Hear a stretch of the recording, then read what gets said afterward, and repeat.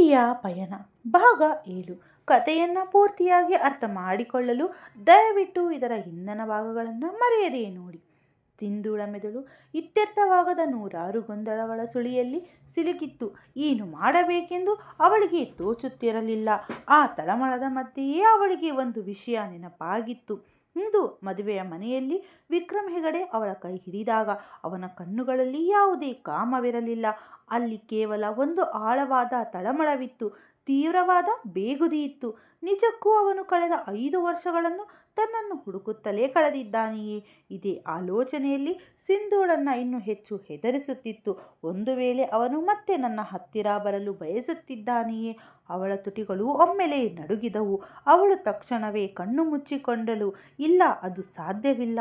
ಆದರೆ ಮರುಕ್ಷಣವೇ ಅವಳ ಸ್ವಂತ ಹೃದಯವೇ ಅವಳಿಗೆ ದ್ರೋಹ ಬಗೆಯಿತು.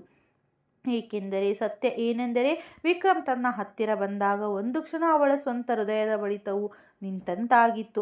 5 ವರ್ಷಗಳ ನಂತರ ಅವಳ ಹೃದಯ ಅದೇ ವ್ಯಕ್ತಿಯ ಎದುರು ಅಷ್ಟೇ ತೀವ್ರವಾಗಿ ನಡುಗುತ್ತಿತ್ತು. ಮತ್ತು ಇದೇ ವಿಷಯ ಅವಳನ್ನು ಎಲ್ಲರಿಗಿಂತ ಹೆಚ್ಚು ದುರ್ಬಲಗೊಳಿಸುತ್ತಿತ್ತು. ಅವಳ ಕೆನ್ನೆಯ ಮೇಲೆ ಮೆಲ್ಲನೆ ಒಂದೊಂದೇ ಕಣ್ಣೀರಿನ ಹನಿಗಳು ಉರುಳಿತು. ಯಾಕೆ ನನ್ನ ಬದುಕಿಗೆ ಮರಳಿ ಬಂದೆ? ಅವಳು ಅತ್ಯಂತ ಕ್ಷೀಣ ಧ್ವನಿಯಲ್ಲಿ ಪಿಸುಗುಟ್ಟಿದಳು. ಎಷ್ಟು ಕಷ್ಟಪಟ್ಟು ನನ್ನನ್ನು ನಾನು ಸಾಂಪ್ರದಾಯಿಕವಾಗಿ ಸಮಾಧಾನಪಡಿಸಿಕೊಂಡಿದ್ದೆ. ಅವಳು ಪುಟ್ಟ ಸಮರ್ನನ್ನು ತನ್ನ ಎದೆಗೆ ಇನ್ನೂ ಕೊಂಚ ಗಟ್ಟಿಯಾಗಿ ಹಚ್ಚಿಕೊಂಡಳು. ಈಗೇನಾದರೂ ಸತ್ಯ ಮುನ್ನೆಲೆಗೆ ಬಂದರೆ ಎಲ್ಲವೂ ಒಂದು ಪುಡಿಯಾಗಿ ಹೋಗುತ್ತದೆ. ಹೊರಗೆ ರಾತ್ರಿ ಇನ್ನೂ ದಟ್ಟವಾಗುತ್ತಿತ್ತು. ಆದರೆ ಇಬ್ಬರು ವ್ಯಕ್ತಿಗಳು ಮಾತ್ರ ಅದೇ ಒಂದು ಅರ್ಧಂಬರ್ಧ ಉಳಿದ ರಾತ್ರಿಯ ಸತ್ಯದ ಸುಳಿಯಲ್ಲಿ ಒದ್ದಾಡುತ್ತಿದ್ದರು. ಒಂದು ಸತ್ಯ, ಅದನ್ನು ಕಾಲವು 5 ವರ್ಷಗಳ ಕಾಲ ಅಡಗಿಸಿಟ್ಟಿತ್ತು. ಆದರೆ ಈಗ ಬಹುಶಃ ವಿಧಿಯೇ ಸ್ವತಃ ಅದನ್ನು ಪ್ರಕಟಿಸಲು ಸಿದ್ಧತೆ ನಡೆಸುತ್ತಿತ್ತು. ಬೆಳಗ್ಗೆ 6 ಗಂಟೆಯ ಸಮಯ. ಹೊರಗೆ ಮೆಲ್ಲಗೆ ಎಳೆಬಿಸಿಲು ಪಸರಿಸಲು ಆರಂಭವಾಗಿತ್ತು. ಇಡೀ ನಗರ ಇನ್ನೂ ಅರ್ಧ ನಿದ್ದೆಯಲ್ಲೇ ಮುಳುಗಿತ್ತು. ಆದರೆ ವಿಕ್ರಮ್ ಹೆಗಡೆಯ ಕಣ್ಣುಗಳು ಮಾತ್ರ ರಾತ್ರಿ ಪೂರ್ತಿ ನಿದ್ದೆಯ ಸಣ್ಣ ಸುಳಿವೂ ಇರಲಿಲ್ಲ. ಇಡೀ ರಾತ್ರಿ ಮಗ್ಗಲು ಬದಲಿಸುತ್ತಲೇ ಕಳೆದು ಹೋಗಿತ್ತು. ಒಮ್ಮೆ ಬಾಲ್ಕನಿಯಲ್ಲಿ ಹೋಗಿ ನಿಲ್ಲುತ್ತಿದ್ದ, ಮತ್ತೊಮ್ಮೆ ಕೋಣೆಯೊಳಗೆ ಬಂದು ಕುಳಿತುಕೊಳ್ಳುತ್ತಿದ್ದ. ಅವನ ಮಿದುಳಿನಲ್ಲಿ ಕೇವಲ ಒಂದೇ ಒಂದು ಮುಖ ತಿರುಗುತ್ತಿತ್ತು, ಸಿಂಧು. ಕೊನೆಗೆ ಸಾಕಾಗಿ ಬೆಳಗ್ಗೆಯಾಗುತ್ತಿದ್ದಂತೆ ಅವನು ಹಾಸಿಗೆಯಿಂದ ಎದ್ದನು. ತನ್ನನ್ನು ತಾನು ಸಹಜವಾಗಿ ತೋರಿಸಿಕೊಳ್ಳಲು ಪ್ರಯತ್ನಿಸುತ್ತಾ ಜಿಮ್ ರೂಮ್ಗೆ ಹೋಗಿ ಸಾಕಷ್ಟು ಸಮಯದವರೆಗೆ ಕಠಿಣ ವ್ಯಾಯಾಮ ಮಾಡಿದನು. ಪಂಚಿಂಗ್ ಬ್ಯಾಗ್ಗೆ ನಿರಂತರವಾಗಿ ಮುಷ್ಟಿಯಿಂದ ಹೊಡೆಯುತ್ತಾ ತನ್ನ ಒಳಗಿರುವ ತಳಮಳ ಮತ್ತು ಕೋಪವನ್ನು ಹೊರಹಾಕಲು ಹೆಣಗಾಡಿದನು. ಅವನ ಹಣೆಯ ಮೇಲೆ ಬೆವರಿನ ಹನಿಗಳು ಹೊಳೆಯತೊಡಗಿದ್ದವು. ಉಸಿರಾಟವು ಭಾರವಾಗಿತ್ತು. ಆದರೆ ಅವನ ಮಿದುಳಿನ ಗೊಂದಲ ಮಾತ್ರ ಕಮ್ಮಿಯಾಗುತ್ತಿರಲಿಲ್ಲ. ಪ್ರತಿ ಬಾರಿ ಕಣ್ಣುಗಳನ್ನು ಮುಚ್ಚಿದಾಗಲೂ ಅದೇ ಮುಖ ಕಣ್ಣೆದುರು ಬಂದು ನಿಲ್ಲುತ್ತಿತ್ತು. ಅದೇ ಹೆದರಿದ ಕಣ್ಣುಗಳು, ಅದೇ ನಡುಗುತ್ತಿದ್ದ ಧ್ವನಿ. ನಾನು ನನ್ನ ಗಂಡ ಹಾಗೂ ಮಗನೊಂದಿಗೆ ಅತ್ಯಂತ ಸಂತೋಷವಾಗಿದ್ದೇನೆ. ವಿಕ್ರಮ್ ಒಮ್ಮೆಲೆ ಪಂಚಿಂಗ್ ಬ್ಯಾಗನ್ನು ಹಿಂದಕ್ಕೆ ತಳ್ಳಿ ಕೆಲವು ಸೆಕೆಂಡ್ಗಳ ಕಾಲ ಅಲ್ಲೇ ನಿಂತು ದೀರ್ಘವಾಗಿ ಉಸಿರಾಡಿದನು.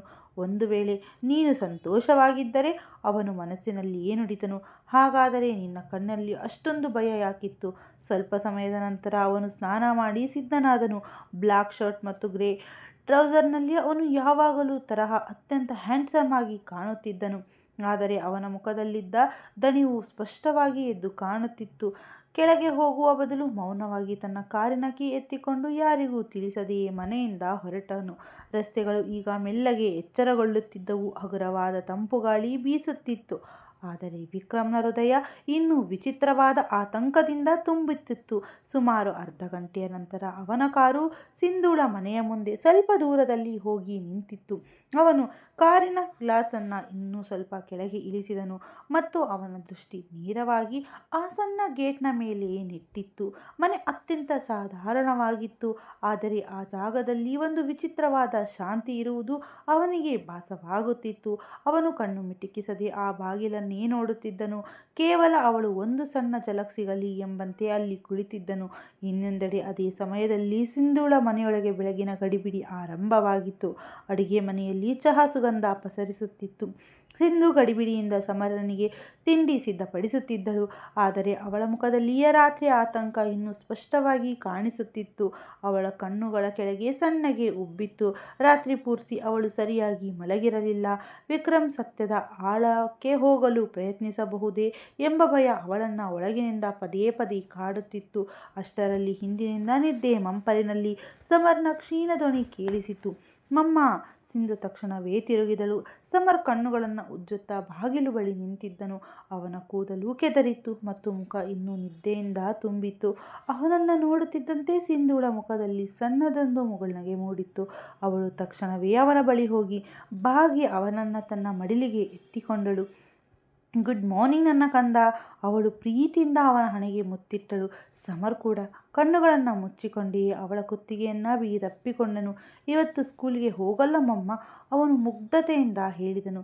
ಸಿಂಧು ಹಗುರವಾಗಿ ನಕ್ಕಳು. ಹಾಗೆಲ್ಲ ಹಠ ಮಾಡಬಾರದು ಪುಟ್ಟ. ಅವಳು ಅವನ ಕೂದಲನ್ನು ಸರಿಪಡಿಸಿದಳು. ಬೇಗ ರೆಡಿಯಾಗು. ಸ್ವಲ್ಪ ಸಮಯದ ನಂತರ ಅವಳು ಅವನನ್ನು ಸಿದ್ಧಪಡಿಸುತ್ತಿದ್ದಳು. ಸಮರ್ ನಿರಂತರವಾಗಿ ಅವಳೊಂದಿಗೆ ಮಾತನಾಡುತ್ತಿದ್ದನು. ಆದರೆ ಸಿಂಧುಳ ಗಮನ ಮಾತ್ರ ಎಲ್ಲೋ ಕಳೆದು ಹೋಗಿತ್ತು. ಅಷ್ಟರಲ್ಲಿ ಸಮರ್ ಇದ್ದಕ್ಕಿದ್ದಂತೆ ಅವಳ ಮುಖವನ್ನು ತನ್ನ ಪುಟ್ಟ ಕೈಗಳಿಂದ ಹಿಡಿದುಕೊಂಡನು. ಮಮ್ಮ, ನೀನು ಅತ್ತಿದ್ದಾ? ಸಿಂಧು ಒಂದು ಕ್ಷಣ ಗಾಬರಿಗೊಂಡು ಇಲ್ಲ ಇಲ್ಲ. ಅವಳು ತಕ್ಷಣವೇ ನಗಲು ಪ್ರಯತ್ನಿಸಿದಳು. ಸುಳ್ಳು. ಸಮರ್ ಅವಳ ಕೆನ್ನೆಯನ್ನು ಮುತ್ತಿಟ್ಟನು. ನಿನ್ನ ಕಣ್ಣುಗಳು ರೆಡ್ ಆಗಿವೆ ಮಮ್ಮ. ಇದನ್ನು ಕೇಳಿ ಸಿಂಧು ಕೆಲ ಸೆಕೆಂಡ್ಗಳ ಕಾಲ ಮೌನವಾದಳು. ನಂತರ ಅವಳು ಅವನನ್ನು ಎದೆಗೆ ಹಚ್ಚಿಕೊಂಡಳು. ಏನೂ ಆಗಿಲ್ಲ ನನ್ನ ಬಂಗಾರ, ಅವಳು ಮೆಲ್ಲಗೆ ಹೇಳಿದಳು. ಸ್ವಲ್ಪ ಸುಸ್ತಾಗಿದೆ ಅಷ್ಟೇ. ಹೊರಗೆ ಕಾರಿನಲ್ಲಿ ಕುಳಿತಿದ್ದ ವಿಕ್ರಮ್ ಇನ್ನೂ ಅದೇ ಮನೆಯನ್ನ ದಿಟ್ಟಿಸುತ್ತಿದ್ದನು. ಅಷ್ಟರಲ್ಲಿ ಬಾಗಿಲು ತೆರೆಯಿತು ಮತ್ತು ಸಿಂಧು ಹೊರಗೆ ಬಂದಳು. ಅವಳ ಜೊತೆ ಸಮರ್ ಕೂಡ ಇದ್ದನು. ವಿಕ್ರಮ್ನ ದೃಷ್ಟಿ ಮರುಕ್ಷಣವೇ ಅವಳ ಮೇಲೆ ನೆಟ್ಟಿತ್ತು. ತಿಳಿ ಬಣ್ಣದ ಸೂಟ್, ಬಿಟ್ಟ ಕೂದಲು ಮತ್ತು ಮುಖದಲ್ಲಿ ಅದೇ ಸಾಧಾರಣ ಮುಗ್ಧತೆ. ಆದರೆ ಇಂದು ಅವಳ ಕಣ್ಣುಗಳಲ್ಲಿ ದಣಿವು ಹೆಚ್ಚಾಗಿ ಕಾಣಿಸುತ್ತಿತ್ತು. ವಿಕ್ರಮ್ನ ಹೃದಯ ಮತ್ತೊಮ್ಮೆ ತೀವ್ರವಾಗಿ ಬಡಿದುಕೊಳ್ಳಲಾರಂಭಿಸಿತು. ಅವನು ತಿಳಿಯದಂತೆಯೇ ತನ್ನ ಉಸಿರನ್ನು ಬಿಗಿಗೊಳಿಸಿಕೊಂಡನು. ಸಿಂಧು ಹೊರಗೆ ಬಂದು ರಸ್ತೆಯಲ್ಲಿ ಆಟೋಗಾಗಿ ಹುಡುಕಲಾರಂಭಿಸಿದಳು. ತಕ್ಷಣವೇ ಅವಳಿಗೆ ಒಂದು ವಿಚಿತ್ರವಾದ ಅನುಭವವಾಯಿತು. ಯಾರೋ ತನ್ನನ್ನು ನಿರಂತರವಾಗಿ ಗಮನಿಸುತ್ತಿದ್ದಾರೆ ಎಂಬಂತೆ. ಅವಳು ಕೈ ಬೆರಳುಗಳು ಒಂದು ಕ್ಷಣ ಸ್ತಬ್ಧವಾದವು. ಅವಳು ತಕ್ಷಣವೇ ಸುತ್ತಲೂ ದೃಷ್ಟಿ ಹರಿಸಿದಳು. ರಸ್ತೆ ಬಹುಪಾಲು ಖಾಲಿ ಇತ್ತು. ಕೆಲವು ಜನರು ತಮ್ಮ ಕೆಲಸಗಳಲ್ಲಿ ನಿರಂತರಾಗಿದ್ದರು. ದೂರದವರೆಗೂ ಅವಳಿಗೆ ಪರಿಚಿತವಿರುವವರು ಯಾವುದೇ ಮುಖ ಕಾಣಿಸಲಿಲ್ಲ. ವಿಕ್ರಮ್ ಅದೇ ಕ್ಷಣ ಕಾರಿನೊಳಗೆ ಸ್ವಲ್ಪ ಕೆಳಗೆ ಬಾಗಿ ತನ್ನನ್ನು ತಾನು ಅಡಗಿಸಿಕೊಂಡನು. ಕೆಲವು ಸೆಕೆಂಡ್ಗಳ ಕಾಲ ಸಿಂಧು ಇತ್ತ ಅತ್ತ ನೋಡಿದಳು. ಅವಳ ಹೃದಯದ ಬಡಿತ ಸ್ವಲ್ಪ ಹೆಚ್ಚಾಗಿತ್ತು.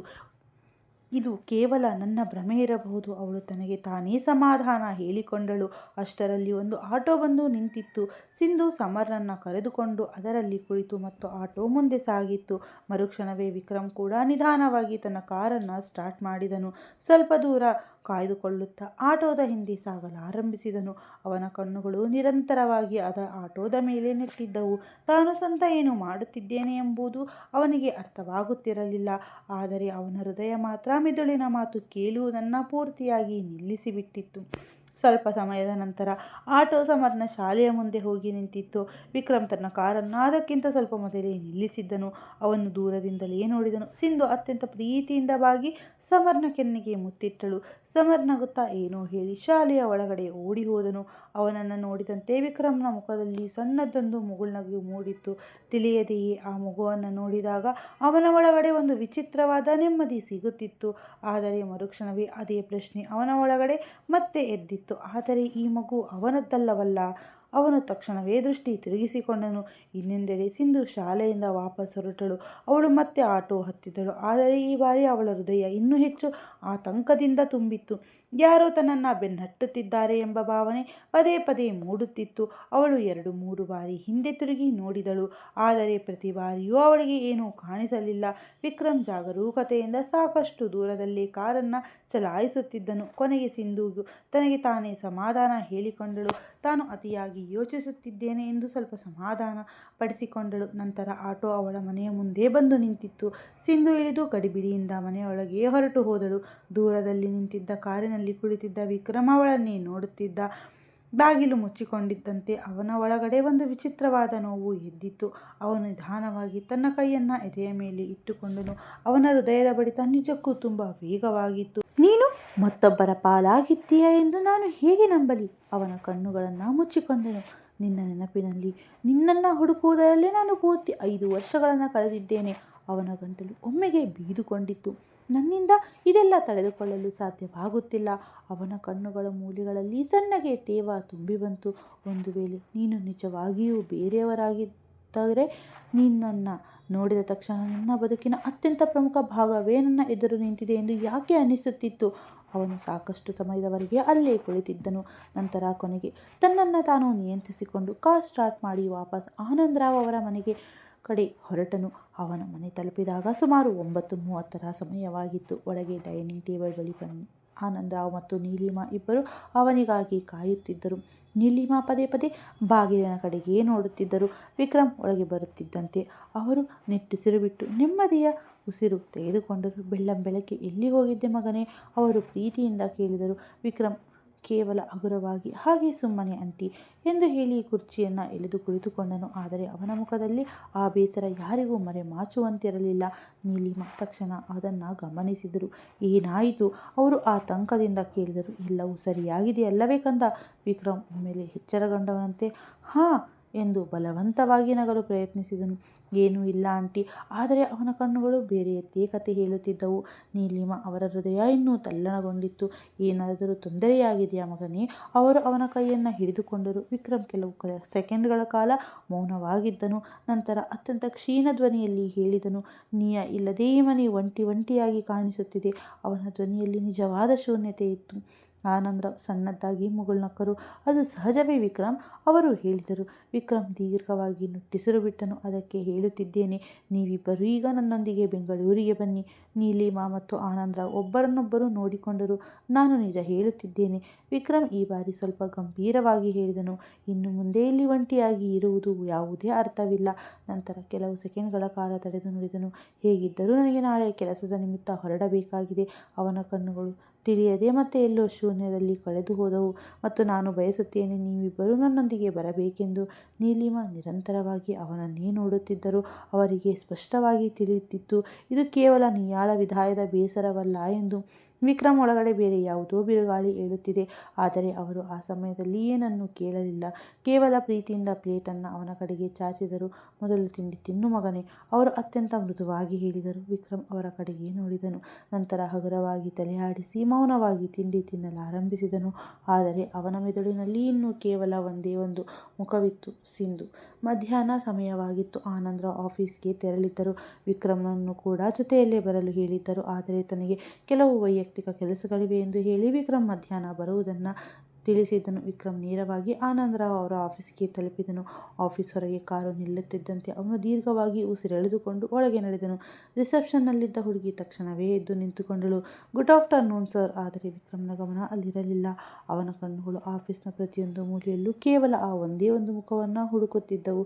ಮತ್ತು ಮರುಕ್ಷಣವೇ ಅವನ ದೃಷ್ಟಿ ದೂರದಲ್ಲಿ ಒಂದು ಕೇಬಿನ್ನ ಮೇಲೆ ಹೋಗಿ ನಿಂತಿತ್ತು. ಸಿಂಧು ಅಲ್ಲಿ ಕುಳಿತಿದ್ದಳು.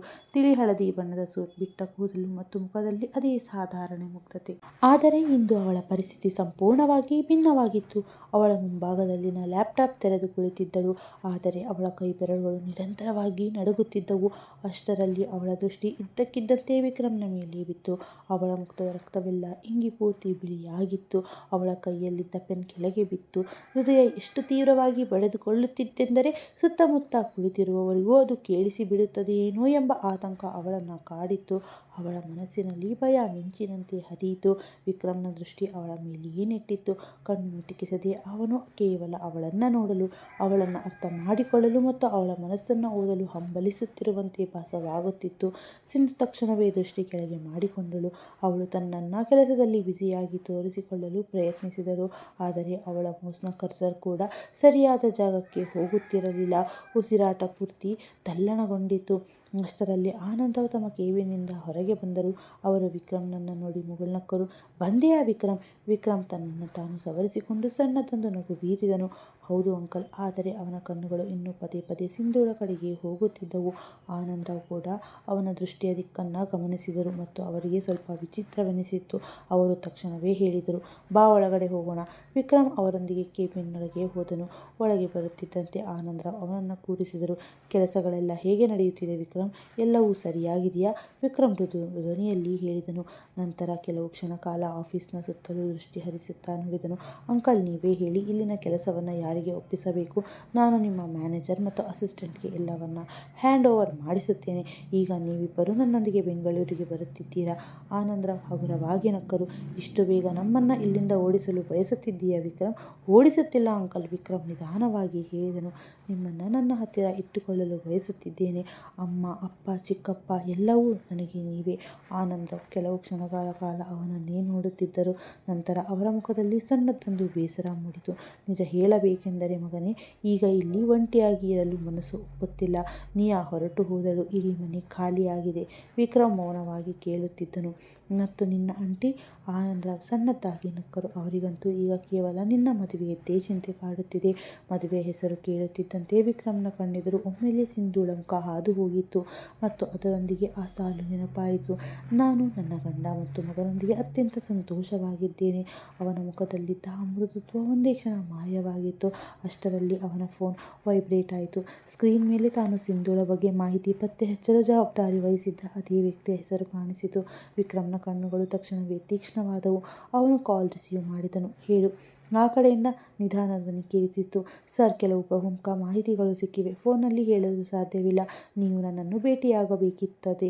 ವಿಕ್ರಮ್ನ ಹೃದಯ ಒಮ್ಮೆಲೆ ವೇಗವಾಗಿ ಬಡಿದುಕೊಂಡಿತು. ಎಲ್ಲಿ? Hotel royal blue. ನಾನು ಬರುತ್ತಿದ್ದೇನೆ. ಕಾಲ್ ಕಟ್ ಮಾಡಿ ವಿಕ್ರಮ್ ತಕ್ಷಣವೇ ಎದ್ದು ನಿಂತನು. ಅಂಕಲ್, ನನಗೊಂದು ಅರ್ಜೆಂಟ್ ಕೆಲಸವಿದೆ. ನಾನು ನಿಮ್ಮನ್ನು ಸಾಯಂಕಾಲ ಭೇಟಿಯಾಗುತ್ತೇನೆ. ಆನಂದರಾವ್ ತಲೆ ಆಡಿಸಿದರು. ಹೊರಗೆ ಸಿಂಧು ತೀವ್ರವಾದ ಆತಂಕದಿಂದ ಪದೇ ಪದೇ ಕೇಬಿನ್ನ ಬಾಗಿಲ ಕಡೆ ನೋಡುತ್ತಿದ್ದಳು. ವಿಕ್ರಮ್ ಕೇಬಿನ್ನಿಂದ ಹೊರಗೆ ಬಂದು ಆಫೀಸ್ನಿಂದ ನಿರ್ಗಮಿಸಿದನು. ಕಂಡ ನಂತರ ಅವಳ ಉಸಿರಾಟ ಸ್ವಲ್ಪ ಸಹಜ ಸ್ಥಿತಿಗೆ ಬಂದಿತ್ತು. ಆದರೆ ಮರುಕ್ಷಣವೇ ಭಯ ಮತ್ತೆ ಆವರಿಸಿತ್ತು. ಅವನು ಇಲ್ಲಿಗೆ ಯಾಕೆ ಬಂದಿದ್ದನು? ಅವಳ ಕೈಗಳು ಇನ್ನೂ ನಡುಗುತ್ತಿದ್ದವು. ಇನ್ನೊಂದೆಡೆ ವಿಕ್ರಮ್ ನೇರವಾಗಿ ಕಾರಿನಲ್ಲಿ ಕುಳಿತು ಅತ್ಯಂತ ವೇಗವಾಗಿ ಹೋಟೆಲ್ ರಾಯಲ್ ಬ್ಲೂ ಕಡೆಗೆ ನುಗ್ಗಿದನು. ಇಡೀ ದಾರಿಯುದ್ದಕ್ಕೂ ಅವನ ಮೆದುಳಿನಲ್ಲಿ ಸಾವಿರಾರು ಪ್ರಶ್ನೆಗಳು ತಿರುಗುತ್ತಿದ್ದವು. ಆ ವ್ಯಕ್ತಿಗೆ ಫೋನ್ನಲ್ಲಿ ಹೇಳಲು ಸಾಧ್ಯವಾಗದಂಥ ಸತ್ಯ ಏನಿರಬಹುದು? ಮುಂದಿನ ಕೆಲವು ನಿಮಿಷಗಳು ತನ್ನ ಇಡೀ ಬದುಕನ್ನೇ ಬದಲಾಯಿಸಬಲ್ಲವು ಎಂಬ ಭಾವನೆ ಅವನಿಗೆ ಯಾಕೆ ಮೂಡುತ್ತಿತ್ತು? ಹೋಟೆಲ್ ರಾಯಲ್ ಬ್ಲೂ ತಲುಪುತ್ತಿದ್ದಂತೆ ಅವನು ವೇಗವಾಗಿ ಒಳನಡೆದನು. ಲಾಬಿಯ ಒಂದು ಮೂಲೆಯಲ್ಲಿ ಅವನ ಆಪ್ತ ವ್ಯಕ್ತಿ ಈಗಾಗಲೇ ಕುಳಿತು ಅವನಿಗಾಗಿ ಕಾಯುತ್ತಿದ್ದನು. ಮೇಲಿನ ಅಂತಸ್ತಿನ ಆ ಶಾಂತವಾದ ಕಾರಿಡಾರ್ನ ತಿಳಿ ಹಳದಿ ಬೆಳಕು ಹರಡಿತ್ತು. ಹೊರಗಿನ ಗ್ಲಾಸ್ ವಿಂಡೋದ ಮೂಲಕ ಇಡೀ ನಗರ ಕಾಣಿಸುತ್ತಿತ್ತು. ಆದರೆ ಈ ಕ್ಷಣ ವಿಕ್ರಮ್ನ ಗಮನ ಮಾತ್ರ ಕೇವಲ ಆ ವ್ಯಕ್ತಿಯ ಮೇಲೆಯೇ ನೆಟ್ಟಿತ್ತು. ಅವನ ಕೈ ಬೆರಳುಗಳು ಟೇಬಲ್ ಮೇಲೆ ಮೆಲ್ಲಗೆ ಸದ್ದು ಮಾಡುತ್ತಿದ್ದವು. ಅವನ ಮುಖದಲ್ಲಿ ತಳಮಳ ಸ್ಪಷ್ಟವಾಗಿ ಕಾಣಿಸುತ್ತಿತ್ತು. ಹೇಳು, ಅವನು ತನ್ನ ಗಂಭೀರ ಧ್ವನಿಯಲ್ಲಿ ಕೇಳಿದನು. ಏನು ತಿಳಿಯಿತು? ಮುಂಭಾಗದಲ್ಲಿ ಕುಳಿತಿದ್ದ ವ್ಯಕ್ತಿ ಕೆಲವು ಸೆಕೆಂಡ್ಗಳ ಕಾಲ ಮೌನವಾಗಿದ್ದನು, ಪದಗಳನ್ನು ಜೋಡಿಸಿಕೊಳ್ಳುತ್ತಿರುವಂತೆ. ನಂತರ ಅವನು ಫೈಲನ್ನು ಟೇಬಲ್ ಮೇಲಿಟ್ಟು ಹೇಳಲಾರಂಭಿಸಿದನು. ಸರ್, ಎಷ್ಟು ಮಾಹಿತಿ ಪತ್ತೆ ಹಚ್ಚಲು ಸಾಧ್ಯವೋ ಅಷ್ಟನ್ನು ಹೊರಗೆಳೆದಿದ್ದೇನೆ. ಆದರೆ ವಿಷಯ ನಾವು ಅಂದುಕೊಂಡಷ್ಟು ಸರಳವಿಲ್ಲ. ವಿಕ್ರಮ್ನ ಕಣ್ಣುಗಳು ಸಣ್ಣಗಾದವು. ಅಂದರೆ ಮಿಸ್ ಸಿಂಧು? ಅವರು ಸ್ವಲ್ಪ ತಡೆದು, ಅಥವಾ ಬಹುಶಃ ಮಿಸೆಸ್ ಸಿಂಧು 6 ವರ್ಷಗಳ ಹಿಂದೆ ಹುಬ್ಬಳ್ಳಿಗೆ ಬಂದಿದ್ದರು. ಅದಕ್ಕೂ ಮುನ್ನ ಅವರು ಬೆಂಗಳೂರಿನಲ್ಲಿ ವಾಸಿಸುತ್ತಿದ್ದರು. ಬೆಂಗಳೂರಿನ ಹೆಸರು ಕೇಳುತ್ತಿದ್ದಂತೆ ವಿಕ್ರಮ್ನ ಉಸಿರು ಒಂದು ಕ್ಷಣ ನಿಂತಂತಾಯಿತು. ಟೇಬಲ್ ಮೇಲಿದ್ದ ಅವನ ಬೆರಳುಗಳು ಸ್ತಬ್ಧವಾದವು. ಕಣ್ಣೆದುರು ತಕ್ಷಣವೇ ಆ ರಾತ್ರಿಯ ಘಟನೆ ಹಾದು ಹೋಗಿತ್ತು. ಅದೇ ಮಳೆ, ಅದೇ ಹುಡುಗಿ, ಅದೇ ಕಣ್ಣುಗಳು, ಮತ್ತೆ ಅದೇ ನಡುಗುತ್ತಿದ್ದ ಧ್ವನಿ. ಅವರು ಇಲ್ಲಿ ಎಂದಿಗೂ ತಮ್ಮ ಹಳೆಯ ಭೂತಕಾಲದ ಬಗ್ಗೆ ಯಾರೊಂದಿಗೂ ಮುಕ್ತವಾಗಿ ಮಾತನಾಡಿಲ್ಲ. ಆದರೆ ಇಷ್ಟು ಮಾತ್ರ ತಿಳಿದು ಬಂದಿದೆ, ಅವರು ಇಲ್ಲಿಗೆ ಬಂದಾಗ ಅವರ ಪರಿಸ್ಥಿತಿ ತುಂಬ ಹದಗೆಟ್ಟಿತ್ತು. ವಿಕ್ರಮ್ ಮೌನವಾಗಿ ಕೇಳುತ್ತಿದ್ದನು. ಅವನ ಹೃದಯ ಬಡಿತ ಈಗ ಮೆಲ್ಲಗೆ ತೀವ್ರವಾಗುತ್ತಿತ್ತು. ಆ ವ್ಯಕ್ತಿ ಮುಂದುವರೆಸಿದನು. ಅವರನ್ನು ಇಲ್ಲಿಯವರೆಗೆ ಇಂದಿನವರೆಗೂ ಯಾವುದೇ ಪುರುಷನೊಂದಿಗೆ ನೋಡಿಲ್ಲ. ವಿಕ್ರಮ್ನ ಕಣ್ಣುಗಳಲ್ಲಿ ಸಣ್ಣದೊಂದು ಹೊಳಪು ಮೂಡಿತ್ತು. ಆದರೆ ಮರುಕ್ಷಣವೇ ಆ ವ್ಯಕ್ತಿಯ ಮುಂದಿನ ಮಾತು ಅವನನ್ನು ಇನ್ನೂ ಹೆಚ್ಚು ಗೊಂದಲಕ್ಕೀಡು ಮಾಡಿತ್ತು. ಸುತ್ತಮುತ್ತಲಿನ ಜನರ ಪ್ರಕಾರ ಬಹುಶಃ ಅವರಿಗೆ ಈಗ ಮುಂಚೆಯೇ ಮದುವೆಯಾಗಿತ್ತು ಮತ್ತು ಅವರ ಗಂಡ ಅವರನ್ನು ಬಿಟ್ಟು ಹೋಗಿದ್ದಾನೆ. ವಿಕ್ರಮ್ನ ಮುಖ ಕಠಿಣವಾಯಿತು. ಬಹುಶಃ ಅಂದರೆ? ಹೌದು ಸರ್, ಯಾರಿಗೂ ಪಕ್ಕಾ ಆಗಿ ಏನೂ ತಿಳಿಯದೆ. ಯಾಕೆಂದರೆ ಅವರು ಸ್ವಂತ ಎಂದಿಗೂ ಯಾರಿಗೂ ಏನನ್ನೂ ಹೇಳಿಲ್ಲ. ಅವರು ತಮ್ಮ ಬಗ್ಗೆ ತುಂಬ ಕಡಿಮೆ ಮಾತನಾಡುತ್ತಾರೆ. ಇಲ್ಲಿಯವರೆಗೆ ಅವರ ಗಂಡನ ಹೆಸರು ಕೂಡ ಯಾರಿಗೂ ತಿಳಿಯದು. ವಿಕ್ರಮ್ ಈಗ ಪೂರ್ತಿಯಾಗಿ ಮೌನಕ್ಕೆ ಶರಣಾದನು. ಅವನ ದೃಷ್ಟಿ ಟೇಬಲ್ ಮೇಲೆ ಏನಿಟ್ಟಿತ್ತು, ಆದರೆ ಮಿದುಳು ತುಂಬ ವೇಗವಾಗಿ ಯೋಚಿಸುತ್ತಿತ್ತು. ಅಷ್ಟರಲ್ಲಿ ಆ ವ್ಯಕ್ತಿ ಮತ್ತೆ ಹೇಳಿದನು, ಸ್ವಲ್ಪ ಹಿಂಜರಿಯುತ್ತಾ ನುಡಿದನು. ಅವರು ಇಲ್ಲಿಗೆ ಬಂದ ಸುಮಾರು 8-9 ತಿಂಗಳ ನಂತರವೇ ಅವರ ಮಗುವಿಗೆ ಜನನವಾಗಿತ್ತು. ವಿಕ್ರಮ್ನ ಉಸಿರಾಟ ಅಲ್ಲಿಗೆ ನಿಂತಂತಾಗಿತ್ತು. ಅವನು ತಕ್ಷಣವೇ ತಲೆ ಎತ್ತಿ ನೋಡಿದನು. ಏನು? ಹೌದು ಸರ್. ಮತ್ತು ಅದೇ ವಿಷಯಕ್ಕಾಗಿ ಆರಂಭದಲ್ಲಿ ಜನರು ಅವರಿಗೆ ತುಂಬ ಮಾತುಗಳನ್ನು ಆಡಿದ್ದರು. ಕೆಲವು ಜನರು ಅವನನ್ನು ಸ್ವಲ್ಪ ತಡೆದು ಅವರ ಚಾರಿತ್ರ್ಯದ ಬಗ್ಗೆಯೂ ಮಾತನಾಡುತ್ತಿದ್ದರು. ಕೆಲವು ಜನರು ಅವರನ್ನು ಮದುವೆಯಾಗದ ತಾಯಿ ಎಂದು ಕರೆಯುತ್ತಿದ್ದರು. ವಿಕ್ರಮ್ನ ಮುಖ ಇದ್ದಕ್ಕಿದ್ದಂತೆ ಅತ್ಯಂತ ಕಠಿಣ ಹಾಗೂ ಗಂಭೀರವಾಗಿತ್ತು. ಅವನ ಕಣ್ಣುಗಳಲ್ಲಿ ತೀವ್ರವಾದ ಕೋಪ ಮತ್ತು ಕೆಂಪು ಛಾಯೆ ಆವರಿಸಿತ್ತು. ಆ ಜನರ ಹೆಸರುಗಳೇನು? ಅವನ ಧ್ವನಿ ಅತ್ಯಂತ ನಿಧಾನವಾಗಿತ್ತಾದರೂ ಅದರಲ್ಲಿ ಅಡಗಿದ್ದ ಬಿರುಗಾಳಿ ಸ್ಪಷ್ಟವಾಗಿ ಭಾಸವಾಗುತ್ತಿತ್ತು. ಮುಂಭಾಗದಲ್ಲಿದ್ದ ವ್ಯಕ್ತಿ ತಕ್ಷಣವೇ ಗಾಬರಿಗೊಂಡನು. ಸರ್, ಅದು ಕೇವಲ ಸುತ್ತಮುತ್ತಲಿನ ಜನರ ಮಾತುಗಳಷ್ಟೇ. ಒಬ್ಬ ಒಂಟಿ ಹುಡುಗಿ ಇದ್ದಕ್ಕಿದ್ದಂತೆ ಗಂಡನಿಲ್ಲದೆ ಮಗುವಿನೊಂದಿಗೆ ಇರಲಾರಂಭಿಸಿದರೆ ಅವರಿಗೆ ಆ ಹುಡುಗಿಯ ಚಾರಿತ್ರ್ಯದ ಮೇಲೆ ಬೆರಳು ತೋರಿಸುವ ಹಕ್ಕು ಸಿಕ್ಕಿಬಿಡುತ್ತದೆಯೇ? ವಿಕ್ರಮ್ ಅವನ ಮಾತನ್ನು ಕತ್ತರಿಸಿ ಹೇಳಿದನು. ಅವನ ಧ್ವನಿ ಮೊದಲಿಗಿಂತ ಇನ್ನೂ ಹೆಚ್ಚು ತಣ್ಣಗಾಗಿತ್ತು.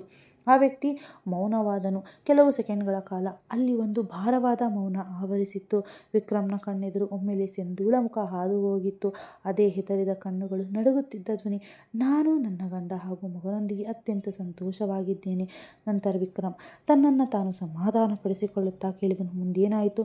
ನಂತರ ನಿಧಾನವಾಗಿ ಎಲ್ಲವೂ ಬದಲಾಯಿತು ಸರ್, ಆ ವ್ಯಕ್ತಿ ಹೇಳಿದನು. ಏಕೆಂದರೆ ಸುತ್ತಮುತ್ತಲಿನ ಜನರು ಸ್ವಂತ ನೋಡಿದರು ಅವಳು ಎಂತಹ ಹುಡುಗಿ ಎಂದು. ತುಂಬ ಶಾಂತ, ತಿಳುವಳಿಕೆಯುಳ್ಳ ಮತ್ತು ಗೌರವದಿಂದ ಬದುಕುವ ಹುಡುಗಿ. ಇಷ್ಟು ವರ್ಷಗಳಲ್ಲಿ ಅವರ ಮನೆಗೆ ಯಾವುದೇ ಪುರುಷ ಅಥವಾ ತಪ್ಪು ಜನರು ಬಂದು ಹೋಗುವುದನ್ನು ಯಾರೂ ನೋಡಿಲ್ಲ. ಕೇವಲ ತನ್ನ ತಾಯಿ ಮತ್ತು ಮಗನೊಂದಿಗೆ ಇರುತ್ತಾರೆ. ಹಗಲು ರಾತ್ರಿ ಕಷ್ಟಪಟ್ಟು ಕೆಲಸ ಮಾಡುತ್ತಾರೆ. ತನ್ನ ಸ್ವಂತ ಬಲದ ಮೇಲೆ ಎಲ್ಲವನ್ನ ನಿಭಾಯಿಸುತ್ತಿದ್ದಾರೆ. ವಿಕ್ರಮ್ನ ಮುಖದಲ್ಲಿ ಕಠಿಣತೆ ಮೆಲ್ಲಗೆ ಕಡಿಮೆ ಆಗಲಾರಂಭಿಸಿತು. ಅವನ ಕಣ್ಣುಗಳು ಈಗ ಆಳವಾದ ಆಲೋಚನೆ ಮೂಡಿತ್ತು. ನಾನು ಒಬ್ಬ ವೃದ್ಧ ಮಹಿಳೆಯೊಂದಿಗೆ ಮಾತನಾಡಿದ್ದೇನೆ, ಆ ವ್ಯಕ್ತಿ ಮುಂದುವರೆಸಿದನು. ಅವರು ಹೇಳುತ್ತಿದ್ದರು, ಆರಂಭದಲ್ಲಿ ಸಿಂಧು ಅವರು ಜನರ ಮಾತುಗಳನ್ನು ಕೇಳಿ ರಾತ್ರಿ ಪೂರ್ತಿ ಅಳುತ್ತಿರುವುದನ್ನು ಅವರು ನೋಡುತ್ತಿದ್ದರಂತೆ. ಆದರೆ ಅವರು ಎಂದಿಗೂ ಯಾರೊಂದಿಗೂ ಜಗಳವಾಡಲಿಲ್ಲ, ಯಾರಿಗೂ ಮಾತನಾಡಲಿಲ್ಲ. ಕೇವಲ ತನ್ನ ಮಗುವನ್ನು ಎದೆ ಹಚ್ಚಿಕೊಂಡು ಮೌನವಾಗಿ ಎಲ್ಲವನ್ನ ಸಹಿಸಿಕೊಂಡರು. ವಿಕ್ರಮ್ನ ಬೆರಳುಗಳು ಮೆಲ್ಲನೆ ಮುಷ್ಟಿಯಾಗಿ ಬದಲಾರಂಭಿಸಿದವು. ಅವನ ಎದೆಯ ಮೇಲೆ ಯಾರೋ ಭಾರೀ ಕಲ್ಲನ್ನು ಇಟ್ಟಂತೆ ಭಾಸವಾಗಿತ್ತು. ಅವನಿಗೆ ಇದ್ದಕ್ಕಿದ್ದಂತೆ ಆ ರಾತ್ರಿಯ ನೆನಪಾಯಿತು. ಸಿಂಧು ತನ್ನ ಬಾಹುಗಳಲ್ಲಿ ನಡುಗುತ್ತಿದ್ದ ಆ ಕ್ಷಣ. ಅವಳ ಕಣ್ಣಲ್ಲಿ ಭಯವಿತ್ತು, ಒಂದು ನೋವಿತ್ತು, ಮತ್ತು ಮರುದಿನವೇ ಅವಳು ಏನೂ ಹೇಳದೆ ಮಾಯವಾಗಿದ್ದಳು. ಅವನ ಮನಸ್ಸಿನಲ್ಲಿ ಮಿಂಚಿನಂತೆ ಒಂದು ಆಲೋಚನೆ ಮೂಡಿತು. ಹಾಗಾದರೆ ಸಮರ್ ನನ್ನ ಮಗನ? ಆದರೆ ಮರುಕ್ಷಣವೇ ಅವನು ತನ್ನನ್ನು ತಾನು ತಡೆದುಕೊಂಡನು. ಇಲ್ಲ, ಸತ್ಯ ತಿಳಿಯದೆ ನಾನು ಯಾವುದೇ ತೀರ್ಮಾನಕ್ಕೆ ಬರಲು ಸಾಧ್ಯವಿಲ್ಲ. ಆದರೆ ಅವನ ಹೃದಯ ಮಾತ್ರ ಈಗ ಅವನು ಮಾತು ಕೇಳಲು ಸಿದ್ಧವಿರಲಿಲ್ಲ. ಪ್ರತಿಯೊಂದು ವಿಷಯವೂ ಕೇವಲ ಆ ಒಂದು ದಿಕ್ಕಿನ ಕಡೆಗೆ ಬೆರಳು ಮಾಡಿ ತೋರಿಸುತ್ತಿತ್ತು. ಅಷ್ಟರಲ್ಲಿ ಅವನ ಆಪ್ತ ವ್ಯಕ್ತಿ ಮೃದು ಸ್ವರದಲ್ಲಿ ಹೇಳಿದನು, ಸರ್, ಮತ್ತೊಂದು ವಿಷಯವಿದೆ. ವಿಕ್ರಮ್ ತಕ್ಷಣ ನೋಡಿದನು. ಏನು? ನನಗೆ ಅನಿಸುವುದಿಲ್ಲ ಅವರಿಗೆ ಮದುವೆಯಾಗಿತ್ತು ಎಂದು. ವಿಕ್ರಮ್ನ ದೃಷ್ಟಿ ತಕ್ಷಣವೇ ಅವನ ಮೇಲೆ ನೆಟ್ಟಿತ್ತು. ಯಾಕೆ? ಏಕೆಂದರೆ ಸುತ್ತಮುತ್ತಲಿನ ಜನರು ಆಡಿಕೊಳ್ಳುತ್ತಿದ್ದ ಮಾತುಗಳನ್ನು ಕೇಳಿದರೆ ಅವರಿಗೆ ಗೊಂದಲವಿತ್ತು ಎಂಬುದು ಸ್ಪಷ್ಟವಾಗಿ ತಿಳಿಯುತ್ತದೆ. ಒಂದು ವೇಳೆ ಅವರ ಗಂಡ ಇದ್ದಿದ್ದರೆ ಅಥವಾ ಮದುವೆಯಾಗಿದ್ದರೆ ಇಷ್ಟೊಂದು ಮಾತುಗಳು ಕೇಳಿ ಬರುತ್ತಿರಲಿಲ್ಲ. ಮತ್ತು ಎಲ್ಲಕ್ಕಿಂತ ದೊಡ್ಡ ವಿಷಯ, ಅವನು ಸ್ವಲ್ಪ ಮುಂದೆ ಬಾಗಿ ಹೇಳಿದನು, ಇಂದಿನವರೆಗೆ ಯಾರೂ ಅವರ ಗಂಡನನ್ನು ನೋಡಿಲ್ಲ. ಯಾವುದೇ ಫೋಟೋ ಇಲ್ಲ, ಯಾವುದೇ ಉಲ್ಲೇಖವಿಲ್ಲ, ಏನೂ ಇಲ್ಲ. ವಿಕ್ರಮ್ನ ಹೃದಯ ಈಗ ಎಷ್ಟು ತೀವ್ರವಾಗಿ ಬಡಿದುಕೊಳ್ಳುತ್ತಿತ್ತೆಂದರೆ ಅವನಿಗೆ ಸ್ವಂತ ಅದು ಭಾಸವಾಗುತ್ತಿತ್ತು. ಅವನ ಉಸಿರಾಟ ಭಾರವಾಗಲಾರಂಭಿಸಿತು. ಮಿದುಳಿನಲ್ಲಿ ಪ್ರಶ್ನೆಗಳ ಬಿರುಗಾಳಿ ಎದ್ದಿತ್ತು. ಒಂದು ವೇಳೆ ಸಿಂಧುಗೆ ಮದುವೆಯಾಗದೇ ಇದ್ದರೆ ಅವಳು ಯಾಕೆ ಸುಳ್ಳು ಹೇಳಿದಳು? ಒಂದು ವೇಳೆ ಸಮರ್ ಅವಳ ಗಂಡನ ಮಗನಲ್ಲದಿದ್ದರೆ ಮತ್ಯಾರ ಮಗ?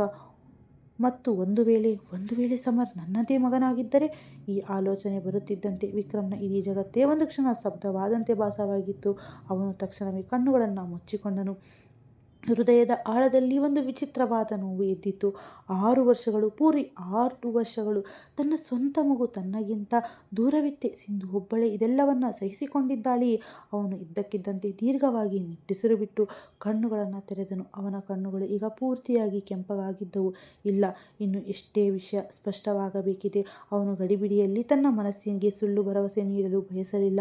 ಆದರೆ ಒಂದು ವಿಷಯ ಮಾತ್ರ ಈಗ ಖಾತ್ರಿಯಾಗಿತ್ತು. ಸಿಂಧು ತನ್ನಿಂದ ಅತಿದೊಡ್ಡ ಸತ್ಯವೊಂದನ್ನು ಅವನನ್ನು ಅಡಗಿಸುತ್ತಿದ್ದಾಳೆ ಮತ್ತು ಬಹುಶಃ ಆ ಸತ್ಯ ಕೇವಲ ಅವಳ ಬದುಕನ್ನು ಮಾತ್ರವಲ್ಲ, ತನ್ನ ಇಡೀ ಜಗತ್ತನ್ನೇ ಬದಲಾಯಿಸಬಲ್ಲದು. ಸ್ವಲ್ಪ ಸಮಯದವರೆಗೆ ಅವನು ಮೌನವಾಗಿ ಕುಳಿತಿದ್ದನು. ನಂತರ ಇದ್ದಕ್ಕಿದ್ದಂತೆ ಅವನ ಮೆದುಳಿನಲ್ಲಿ ಒಂದು ಹೆಸರು ನೆನಪಾಯಿತು. ನೀಲಿಮಾ.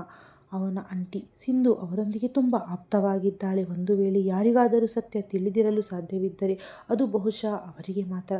ವಿಕ್ರಮ್ ತಕ್ಷಣವೇ ನೆಟ್ಟಗೆ ಕುಳಿತುಕೊಂಡನು. ಆಂಟಿ. ಅವನ ಮನಸ್ಸಿನಲ್ಲಿ ಯೋಚಿಸಿದನು. ಅವರಿಗೆ ಖಂಡಿತವಾಗಿಯೂ ಏನಾದರೂ ತಿಳಿದಿರುತ್ತದೆ. ಅವನಿಗೆ ಇದ್ದಕ್ಕಿದ್ದಂತೆ ನೆನಪಾಗಿದ್ದು ನೀಲಿಮಾ ಎಷ್ಟು ಆಪ್ತತೆಯಿಂದ ಸಿಂಧುಳ ಬಗ್ಗೆ ಮಾತನಾಡುತ್ತಿದ್ದರು ಎಂದು. ಎಷ್ಟು ಬೇಗ ಅವರು ಅವಳಿಗೆ ಕನೆಕ್ಟ್ ಆಗಿದ್ದರು ಮತ್ತು ಆನಂದರಾವ್ ಅವರಿಗೆ ಸತ್ಯ ತಿಳಿದಿತ್ತೇ? ಅವರು ತನ್ನಿಂದ ಏನನ್ನು ಅಡಗಿಸುತ್ತಿದ್ದಾರೆಯೇ? ಎಷ್ಟು ಯೋಚಿಸುತ್ತಿದ್ದೇನೋ ಅಷ್ಟು ಗೊಂದಲ ಹೆಚ್ಚಾಗುತ್ತಿತ್ತು. ಹೃದಯದ ಮೂಲೆಯಲ್ಲಿ ಎಲ್ಲೋ ಒಂದು ಕಡೆ ಭರವಸೆಯ ಸಣ್ಣ ದೀಪ ಬೆಳಗಿತ್ತು. ತುಂಬ ದುರ್ಬಲವಾಗಿತ್ತು, ಆದರೆ ಜೀವಂತವಾಗಿತ್ತು. ಅವನು ನಿಧಾನವಾಗಿ ಫೈಲ್ ಮುಚ್ಚಿದನು. ಕುರ್ಚಿಯಿಂದ ಎದ್ದು ನಿಂತು ನೇರವಾಗಿ ಮನೆಗೆ ಹೊರಟನು. ರಾತ್ರಿ 8 ಗಂಟೆಯ ಸಮಯವಾಗಿತ್ತು. ನೀಲಿಮಾ ಡಿನ್ನರ್ ಸಿದ್ಧಪಡಿಸುತ್ತಿದ್ದರು ಮತ್ತು ವಿಕ್ರಮ್ ಮನೆಯೊಳಗೆ ಪ್ರವೇಶಿಸಿದನು. ನೀಲಿಮಾ ಅವರನ್ನು ನೋಡುತ್ತಿದ್ದಂತೆ ಅವನು ಅವರ ಬಳಿಗೆ ಬಂದು ಅವರ ಕೈ ಹಿಡಿದುಕೊಂಡು ಕುರ್ಚಿಯ ಮೇಲೆ ಕೂರಿಸುತ್ತಾ ತಾನು ಕೂಡ ಮತ್ತೊಂದು ಕುರ್ಚಿಯನ್ನು ಎಳೆದುಕೊಂಡು ಕುಳಿತುಕೊಂಡನು. ಅವನು ನೀಲಿಮಾ ಅವರ ಕೈಯನ್ನು ತನ್ನ 2 ಕೈಗಳಲ್ಲಿ ಗಟ್ಟಿಯಾಗಿ ಹಿಡಿದುಕೊಂಡು ಅವನ ಈ ವರ್ತನೆ ಕಂಡು ನೀಲಿಮಾ ಸ್ವಲ್ಪ ಆಶ್ಚರ್ಯಗೊಂಡರು. ಏಕೆಂದರೆ ವಿಕ್ರಮ್ ಒಳಗಿನಿಂದ ತುಂಬ ತಲ್ಲಣಗೊಂಡಾಗ ಮಾತ್ರ ಈ ರೀತಿ ಅವರ ಬಳಿ ಬಂದು ಕುಳಿತುಕೊಳ್ಳುತ್ತಿದ್ದನು.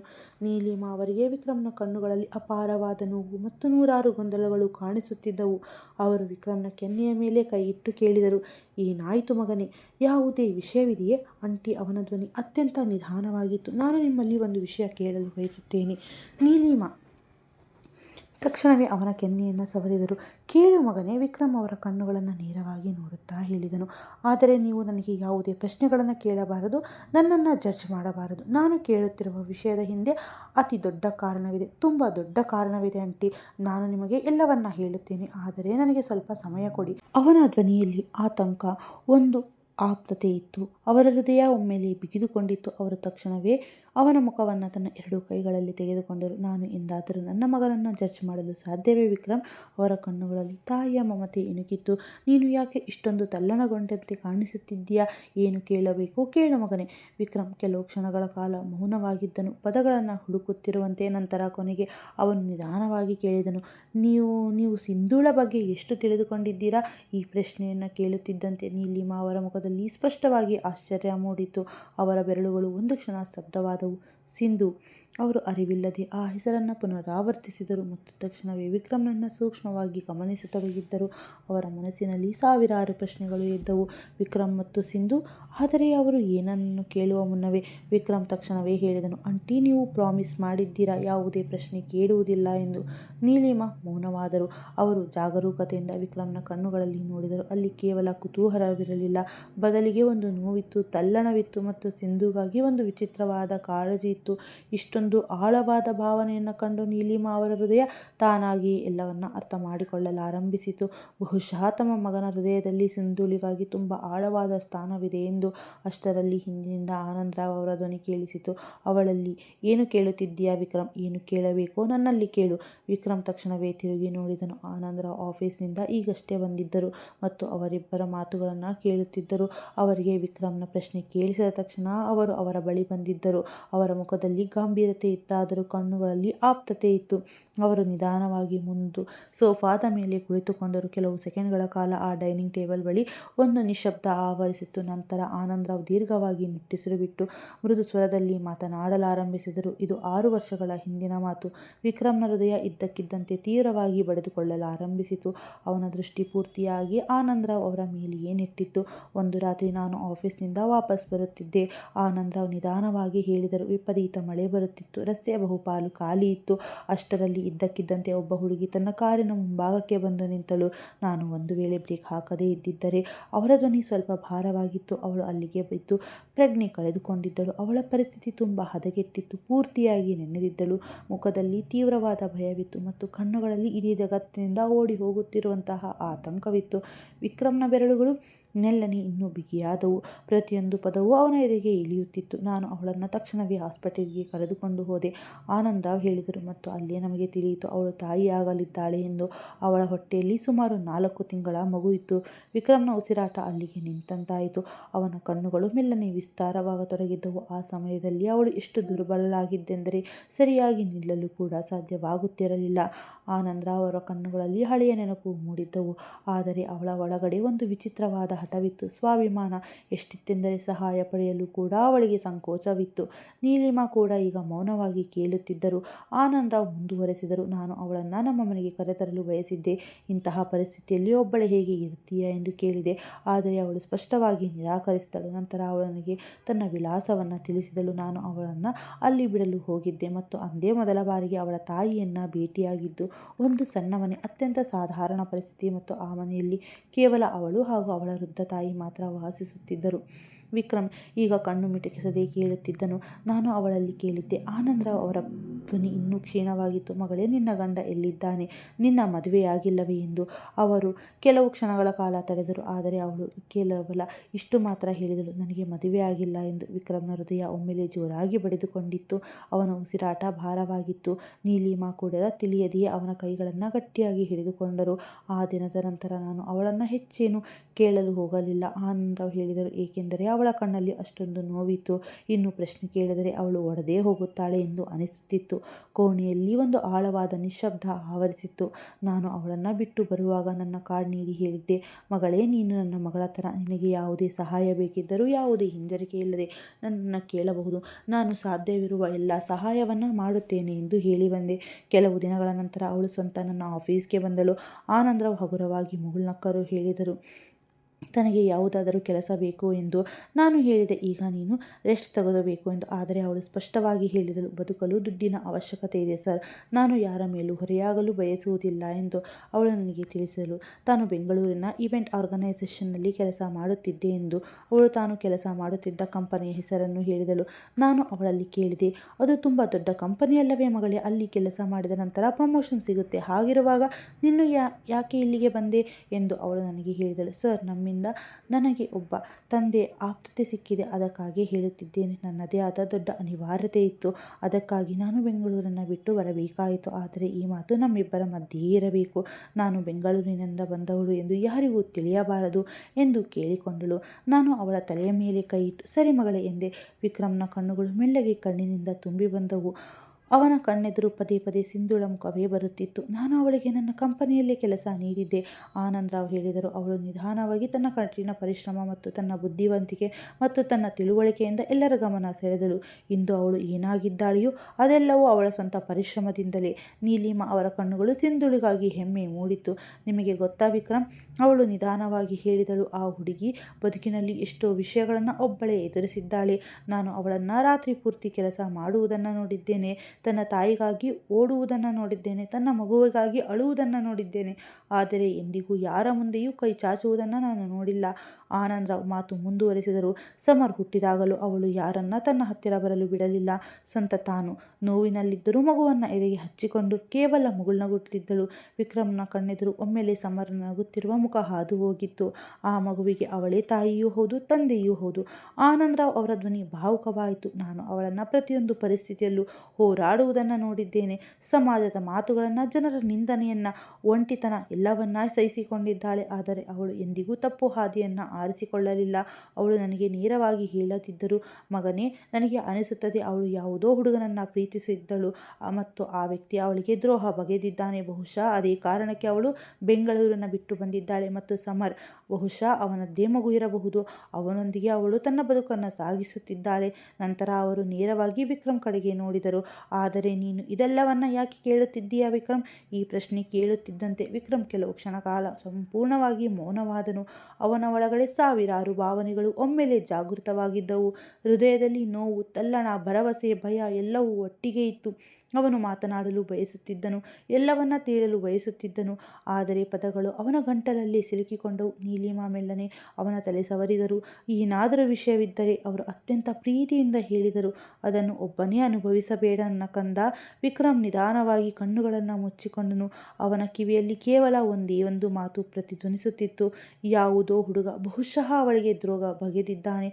ಆನಂದರಾವ್ ಹೇಳಿದ ಆ ಮಾತುಗಳು. ಅದೇ ಕ್ಷಣ ಅವಳೊಳಗೆ ಏನೋ ಒಂದು ಸಂಪೂರ್ಣವಾಗಿ ಒಡೆದು ಹೋಗಿತ್ತು ಮತ್ತು ಅದೇ ಸಮಯದಲ್ಲಿ ಏನೋ ಒಂದು ಹೊಸದಾಗಿ ಚಿಗುರು ಹೊಡೆದಂತಿತ್ತು. ನಾಳೆಯ ಭಾಗ ಇನ್ನೂ ಹೆಚ್ಚಿನ ಕುತೂಹಲಕಾರಿಯಾಗಿ ಮತ್ತು ಸುಂದರವಾಗಿ ಇರಲಿದೆ. ಅದನ್ನು ನೋಡಲು ನೀವೆಲ್ಲರೂ ಮರೆಯಬೇಡಿ. ಕತೆ ನಿಮಗೆ ಹೇಗೆ ಅನ್ನಿಸ್ತಾ ಇದೆ? ನೀವೆಲ್ಲರೂ ಈ ಕಥೆಯನ್ನು ಎಂಜಾಯ್ ಮಾಡುತ್ತಿದ್ದೀರಾ ಎಂದು ನಾನು ಭಾವಿಸುತ್ತೇನೆ. ಒಂದು ವೇಳೆ ನಿಮಗೆ ಕತೆ ಇಷ್ಟವಾಗಿದ್ದರೆ ವಿಡಿಯೋಗೊಂದು ಲೈಕ್ ಮಾಡಿ ಮತ್ತು ಕಮೆಂಟ್ ಬಾಕ್ಸ್ನಲ್ಲಿ ನಿಮ್ಮ ಅನಿಸಿಕೆಗಳನ್ನು ತಿಳಿಸಿ. ನಿಮ್ಮ ಕಮೆಂಟ್ಗಳಿಗಾಗಿ ನಾನು ಕಾಯ್ತಾ ಇರ್ತೀನಿ. ಧನ್ಯವಾದಗಳು. ಮತ್ತೆ ಮುಂದಿನ ಸಂಚಿಕೆಯಲ್ಲಿ ಸಿಗೋಣ. ಅಲ್ಲಿಯವರೆಗೂ ಖುಷಿಯಾಗಿರಿ, ಆರೋಗ್ಯವಾಗಿರಿ.